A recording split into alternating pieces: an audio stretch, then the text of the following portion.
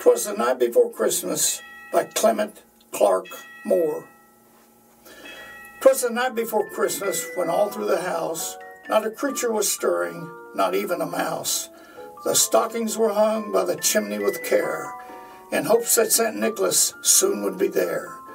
The children were nestled all snug in their beds, while visions of sugar plums danced in their heads. And Mama in her kerchief and I in my cap had just settled down for a long winter's nap, when out on the lawn there rose such a clatter. I sprang from the bed to see what was the matter. Away to the window I flew like a flash, tore open the shutters and threw up the sash. The moon on the breast of the new-fallen snow gave the luster of midday to objects below, when what to my wonder eyes should appear but a miniature sleigh and 8 tiny reindeer. With a little old driver so lively and quick, I knew in a moment it must be St. Nick. More rapid than eagles his coursers they came, and he whistled and shouted and called them by name.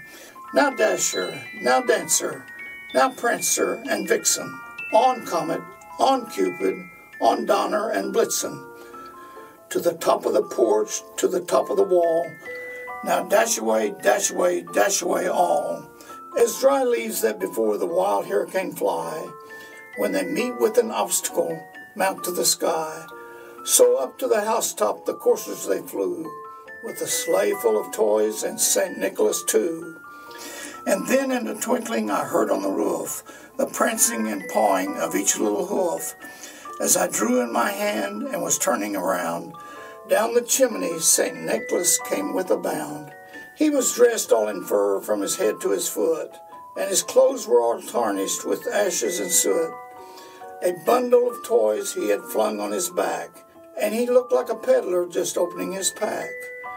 His eyes, how they twinkled, his dimples, how merry.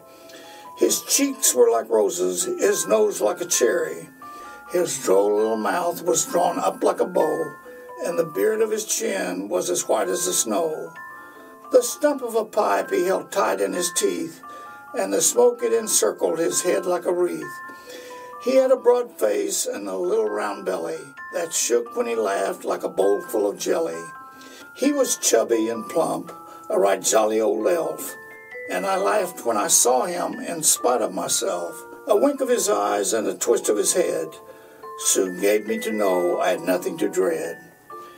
He spoke not a word, but went straight to his work, and filled all the stockings, then turned with a jerk, and laying his fingers aside of his nose, and giving a nod, up the chimney he rose. He sprang to his sleigh, to his team gave a whistle, and away they all flew like the down of a thistle. But I heard him explain, ere he drove out of sight, Happy Christmas to all, and to all a good night.